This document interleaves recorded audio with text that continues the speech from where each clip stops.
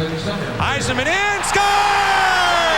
What a pretty play to Chris Chelios to make it 3-0, as Steve Yzerman is now 9 assists away to 1,000.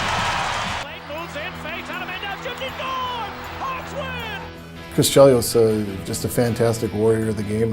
Of what is about to happen. Most players in the NHL experience that moment occasionally, against certain opponents on certain nights when everything is elevated and the game has reached a temperature where instinct takes over from strategy. Chris Chelios lived in that moment. He did not visit it on special occasions. He constructed his entire career inside it and invited every opponent who came near him to find out what happened when they stepped into it with him. Before anyone discusses what it felt like to share ice with Chris Chelios, let us establish what the record actually shows, because the record is the foundation, and this foundation is extraordinary in ways that go far beyond what the statistics alone can communicate. Chelios played 26 seasons of professional hockey. He retired at 48 years old, in an era when the average NHL career lasts less than 5 years. Chelios played for more than a quarter century at the highest level of the sport and was a legitimate top defenseman for the overwhelming majority of it. He won 3 Stanley Cup championships. He won the Norris Trophy 3 times as the best defenseman in the league. He represented the United States in 5 Olympic Games. He finished his career having played 1,651 NHL regular season games, which places him second all-time among defensemen.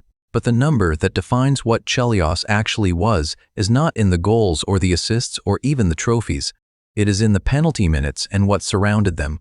2891 career penalty minutes, not accumulated through cheap plays or reckless behavior alone, accumulated through the sustained and deliberate application of a philosophy about how the game should be played and what it cost opposing players to enter his territory. That philosophy had a name, and every player in the NHL from 1984 to 2010 knew exactly what it was. Steve Yzerman captained the Detroit Red Wings for 2 decades and competed against and alongside the best players of his generation. When Yzerman speaks about what the game demanded at its highest level, his assessments carry the authority of someone who lived inside that level for longer than almost anyone else. Yzerman said that Chelios operated from a competitive framework that was different from any other defenseman he encountered across his career.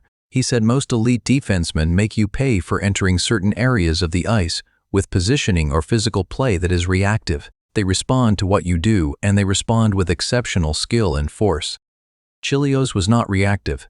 Yzerman said Chelios was proactive in a way that felt almost predatory. He was making decisions about what was going to happen to you before you had finished making your own decision about what you were going to do. And by the time description from Steve Yzerman is not an anecdote, that is a precise account of what made Chelios psychologically different from every other elite defenseman of his era. Brett Hull played with Chelios in Detroit and against him in St. Louis in Dallas during a career that gave him direct experience of what Chelios looked like from both sides of the situation. Hull said that the thing opposing players feared most about Chelios was not any single element of what he did. Not the hitting alone, not the stick work alone, not the skating or the positioning or the willingness to engage physically with anyone regardless of size or reputation. Hull said the fear came from the combination and specifically from knowing that the combination never switched off, that there was no. Hull said that playing against someone who operates that way for one shift is uncomfortable. Playing against someone who operates that way for 26 years at the highest level of professional hockey is something that does not have a clean word attached to it. Claude Lemieux was one of the most physically confrontational players of his era and built a career on the willingness to engage in exactly the kind of territorial battles that defined Chelios at his peak. Lemieux said that Chelios was the one player he always had to make a specific mental adjustment for before a game.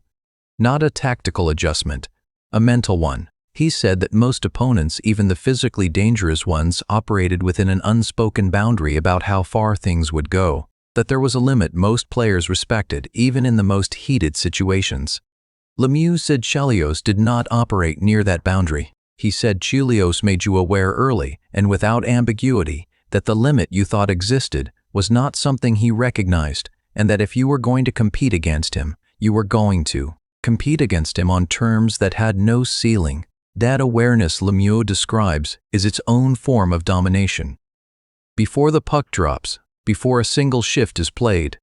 The psychological work is already done. Mike Modano spent his entire prime career in the same division as Chelios and faced him more times than most players in the league. Modano said that what made Chelios uniquely difficult was the intelligence behind the physicality. He said it was easy to prepare for players who were simply aggressive because aggression without intelligence has patterns you can read and exploit. Chelios was aggressive in a way that was entirely directed. Every physical engagement served a specific purpose within the larger structure of what he was trying to accomplish defensively. Modano said that when Chelios hit you, it was never random. It was always the conclusion of a sequence he had been constructing for several shifts, and by the time it arrived, you had already made the mistake that made it possible without knowing you had made it. That level of strategic thinking embedded inside physical domination is what separated Chelios from players who were simply hard to play against and placed him in a category of players who were genuinely difficult to solve. Scotty Bowman coached Chelios in Detroit and had spent decades before that building game plans to contain him when he was the opposition. Bowman said that his evaluation of Chelios across those two different perspectives produced the same conclusion from both directions. That Chelios was the kind of player who changed what was possible for the team around him, not just through individual performance, but through the standard he set for how hard and how intelligently the game needed to be played every single night.